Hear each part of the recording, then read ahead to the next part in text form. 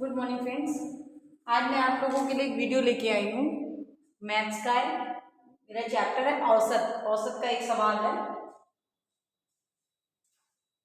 एक श्रृंखला में 10 प्रेक्षणों का औसत 64 है। यदि पहले 5 प्रेक्षणों का औसत 45 और अंतिम 3 प्रेक्षणों का औसत 71 है तो शेष 2 प्रेक्षणों का औसत ज्ञात कीजिए।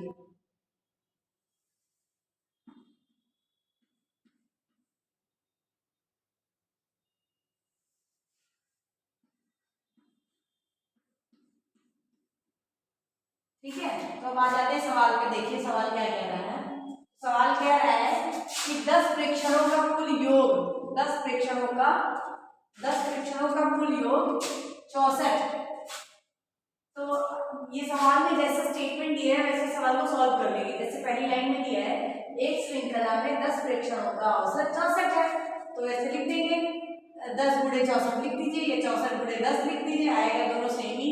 ठीक है, अब यहाँ मल्टीप्लाई कर लेते हैं। देखिए अब इसको मल्टीप्लाई करना ही नहीं है। अगर यहाँ देखिए 64 दिया है और यहाँ ऐसे कोई अंक दे सच एज 10, 100, 1000, lakhs, यानी कि ये 10, 100, 1000 या 1 लाख इस तरह का दे, तो आपको सिंपल सा सीधा सा एक काम करना है। जो 64 लिखा है और उसके बगल जितने अंक हैं, ये जो 10 लिखा है या 100 लिखा है, उसमें जितने जीरोस हैं जीरोस को काउंट करके लगा दिए। तो 10 में एक जीरो है, ये लगा दिया, आ गया 640। अब नेक्स्ट लाइन पे आ जाते हैं। अगला देखिए प्रेक्षणों का कुल योग। अब दूसरा बोल रहा है कि प्रेक्षणों का कुल योग। ठीक है, तो यदि पहले 5 प्रेक्षणों का औसत 45 है। अब दूसरी लाइन का दूसरा स्टेटमेंट जैसे लिखा है सेम आपको लिख देना है ना। यदि पहले 5 प्रेक्षणों का औसत 5 गुणे 45 हो गया, तो 5 को 45 से गुणा कर लीजिए। ये 5 25 के 5 यहाँ से 2 5 20 2 22, तो ये आपका आ गया 225। ठीक है, नेक्स्ट अब आ जाते हैं अंतिम लाइन का है। अब आप देख लीजिए ऐसे दिया है। अगला है अंतिम 3 प्रेक्षणों का औसत 71 है तो शेष 2 प्रेक्षणों का औसत ज्ञात कीजिए। तो जैसे पहली लाइन में हम लिखे कि 64 गुणे 10 जैसे लिखा है हमको वैसे ही लिखते चले जाना है। पहली लाइन का स्टेटमेंट जो था 64 गुणे 10 उसको हम वैसे ही लिख दिए। दूसरा हमारा जैसे था लिखा था कि यदि पहले 5 प्रेक्षणों का औसत 45 है तो उसको भी वैसे लिख दिए 5 गुणे 45। अब नेक्स्ट में आ जाते हैं, यदि 3 प्रेक्षणों का औसत 71 है तो नेक्स्ट लाइन में भी वैसे लिख देते हैं। अब हो गया हमारा 3 गुणे 71, यानी 3 को 71 से गुणा करेंगे तो हमारा 213 आ जाएगा। ठीक है, अब है शेष 2 प्रेक्षणों का औसत ज्ञात कीजिए। ठीक, तो औसत का सूत्र पता ही है आपको, पदों का योग बटे उनकी संख्या। यहाँ आ जाते हैं अब शेष 2 प्रेक्षणों का औसत।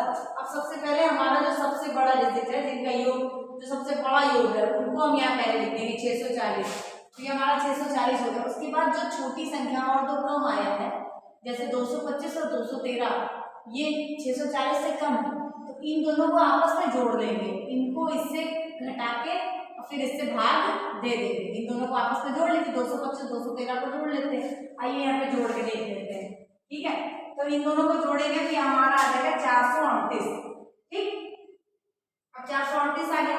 अब 640 में से हम 438 घटा देंगे, तो 640 में से 438 घटाएंगे हमारा 202 आ जाएगा। अब 2 को 202 से भाग दे दीजिए, तो ये हमारा हो गया 2 दशमलव 20, यानी 10 गुना 20 कट गया, ये हो गया 2 एकम 2। ठीक है, ये हमारा भाग हो गया। अब हमारा 101 यहाँ पे आ गया। आपको पता ही चल। अच्छा ये 2 कहाँ से आया? ये देखिए 2 यहाँ पे सवाल में लिखा था, मैंने अपने मन से कुछ नहीं लिखा है, ये लिखा था तो शेष 2 प्रेक्षणों का औसत, वहीं से ये 2 आया है। ठीक है, अगर आपको मेरा सवाल पसंद आए तो प्लीज चैनल को लाइक सब्सक्राइब और शेयर करिए। Thanks for watching.